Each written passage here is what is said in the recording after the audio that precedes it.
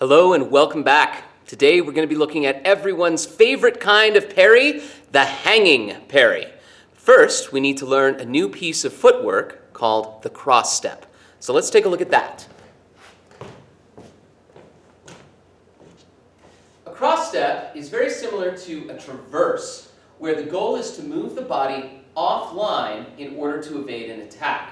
However, we're not going to be doing this with a lunge. We're going to be doing it with a cross step. So here I am in my en garde position. If I want to do a cross step to my left, all I need to do is take my front foot, which is my right foot, and step in front of my left foot, moving my body offline out of the way of the attack. It looks like this.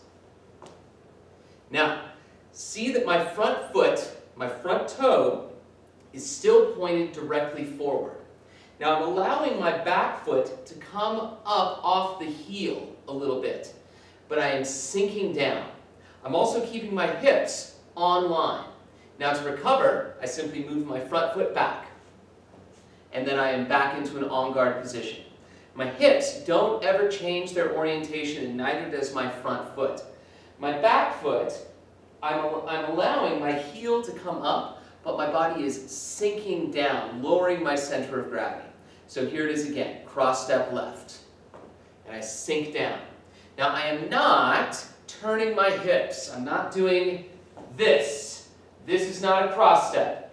Now I am totally pointing my body away from my partner. I am totally pointed offline. I am opening myself. This is a dangerous, bad place to be. So I keep my hips forward. I simply move my front foot across and sink down, and then I move that foot back. Now I can also do this with my left foot forward if I want to cross step to my right. So now my left foot is the foot in front, so I'm simply going to pick it up and move it in front of my rear foot and sink down. My hips are staying pointed forward, my front toe is pointed forward, and my knee is pointed forward. My shoulders, my eyes are still forward, and I sink down. I allow my back heel to come off the ground. I keep my feet together pretty close. I'm not taking a really big step like this, just a nice comfortable step right here. And then I can recover back to en garde. So cross step right, sink down, recover. And if I am right foot forward, I can cross step left, sink down, and recover. So try that a few times till you can get the hang of it. Now notice that I am only going in a direction that allows me to move my front foot in front of my rear foot. I'm not going to try and cross step by moving my front foot behind my rear foot or moving my rear foot up in front of my foot. I'm not doing any of that. If I am right foot forward, then I can cross step to my left, and then I can recover. And if I am left foot forward, then I can cross step to my right and recover. And here, let's take a look at it from a different angle. So now you can, I can be a mirror to you. So here we are, right foot forward, and I can cross step to my left, sink down, and recover. And here I am, left foot forward, I can cross step to my right, and sink down, and recover. Now, if I want to go in the opposite direction, what I need to do first is take a passing step back. So here I am, left foot forward. If I want, I can easily cross step to my right because my left foot is in front, and so I just bring it across my right foot, and then I can cross step to the right. If I want to cross step that direction though, what I'm going to do first is I'm going to take a passing step back. Now I can take my new front foot, which is my right foot, and I can move it across in that direction in front of my rear foot, and then I can recover. Now here I am, right foot forward. If I want to cross step to my right, I have to first take a passing step back. I pass back, and now I can take a cross step to my right, and sink down and recover. Okay? So those are cross steps. If you need to pause the video and practice that, or go back to the beginning and look that over, feel free to take some time to do that. Okay, now I've got my sword, and let's take a look at some hanging parries.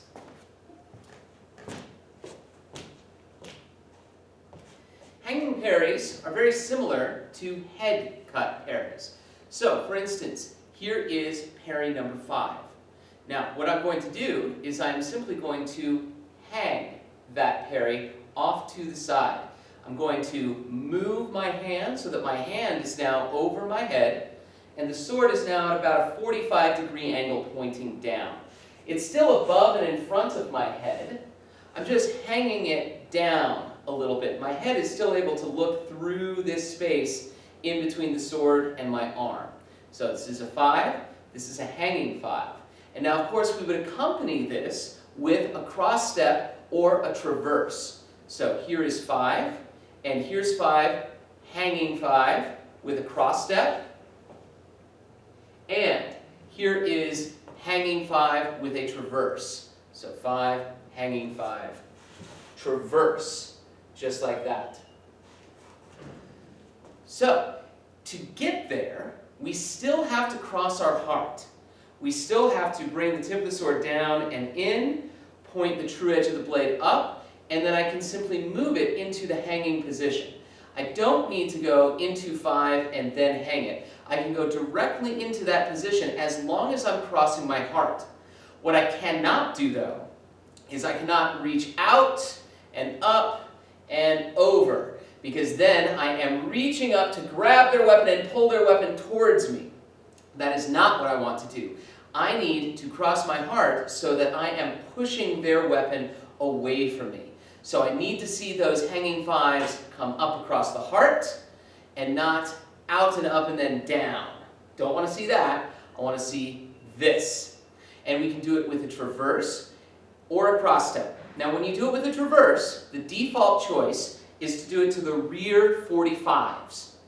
You can do a hanging parry with a traverse to the right 90-degree angles or the front 45-degree angles, but those are reserved for if you're playing a character that is really experienced in combat and wants to do something a little bit more dangerous in order to end the fight quickly.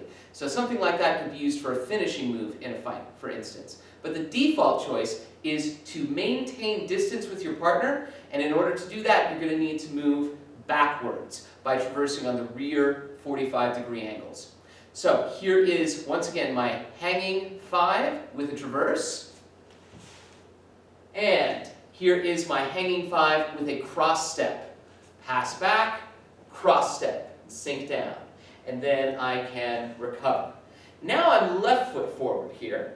And I can also do a hanging 9. And this universally is everybody's favorite parry. So here is parry 9, and then I hang it right here. And now I don't need to look through there. I can look through there if I want to, or I can keep my hand here and look on this side of my arm, as long as I can see my partner. I don't want to stick the arm right in front of my face. So once again, here is parry 9, the muscle beach parry, and then I hang it. And I can do that with a traverse or a cross step. So here's a hanging 9 with a traverse. I traverse back, hang 9, and recover. And then here's hanging 9 with a cross step. I pass back, cross step, hang 9. And then I can recover. Now remember, with those cross steps, if you're going to be going in the direction that your front foot is in, so if my left foot is forward and I want to go to my left, I need to pass back first, and then I can cross step. If I want to go to my right and my right foot is in front, I need to pass back before I cross step. Now, you also need to make sure that you're doing the correct traverse with the correct parry. So if you are going to your rear right 45, you're going to be coupling that with a hanging 5 if you are right-handed. It would not make a lot of sense to traverse this way and try and do a hanging parry like this, because it's this part of my body that's in danger, and that's the part of the body that needs to be protected by the sword. Same thing if I was to do a rear left traverse. It wouldn't make a lot of sense to hang 5 over here, because it's this part of my body that's in danger. So I need to do a hanging 9 here to protect that part of my body. Okay, so those are the hanging parries. Important concepts are They are paired with evasive moves like a traverse or a cross step. They are still above and in front of the head. The sword is at a 45-degree angle. You don't want to stick your sword up like this. And we need to make sure we cross our hearts when we perform these parries. So I don't want to see anybody doing a hanging nine like this. I need to see the hanging nines like this. I am crossing my heart. I put my hand into the parry position first, and then I bring it straight up, pushing away from my body and crossing my heart. I am not going to be reaching out and up and grabbing their sword and bringing it down into me. That's not a parry. Okay, so let's do this with an exercise, shall we? So let's start right foot forward. And we are going to be moving backwards as we do this. We're going to start with traverses, and then we are going to do cross steps. And we're going to hang 4 parries total. So we start right foot forward. We're going to do a rear right 45-degree traverse with a hanging 5. So traverse, hang 5. And then I recover, and now I'm left foot forward. Now I can traverse to my rear left 45 and do a hanging 9.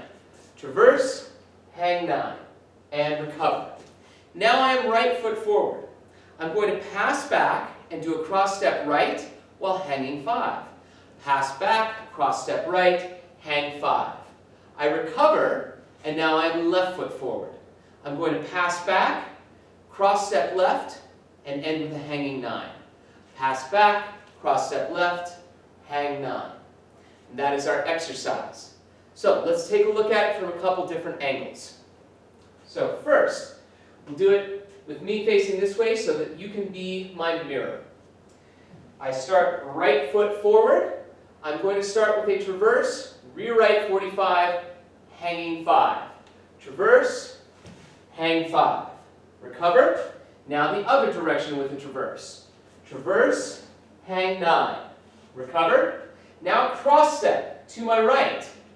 Pass back, cross step, hang 5. Recover.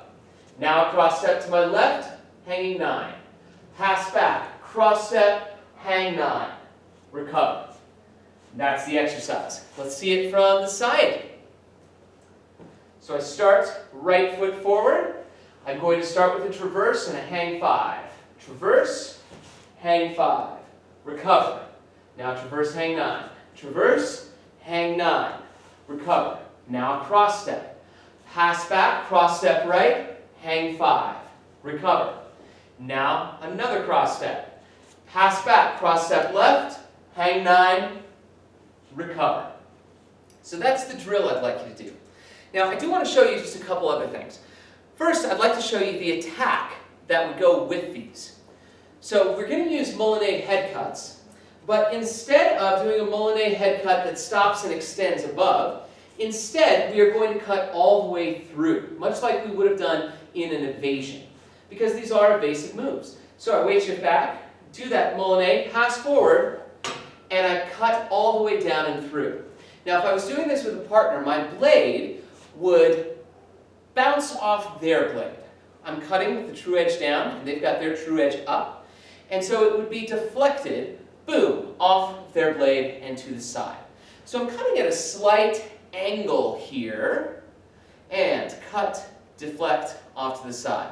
And then I can do the same thing from the other side. I would Moulinet, cut, be deflected off to the side.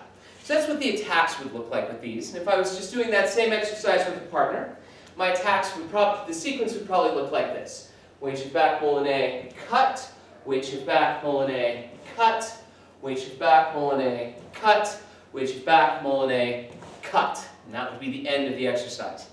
Now the last thing I'd like to show you is that often when we have done a cross step and a hanging parry, we can then turn the fight around and go in another direction or do some kind of wound or killing blow. So for instance, if I have done a cross step right and a hanging 5, it's very easy for me at this point to unwind by taking my rear foot right here, bringing it around and passing forward with it, and then cutting in some way. And that cut could make contact with the body to do a wound, or it could be evaded to continue the fight. So once again, it looks like this. A cross step, hanging parry, unwind, and cut. Now you don't need to do any of those into the exercise. I just want to see a series of 4 hanging parries, first 2 with traverses, and then the last 2 with cross steps. And let me show it to you one more time, and I just want to make sure that you're also doing weight shifts with these.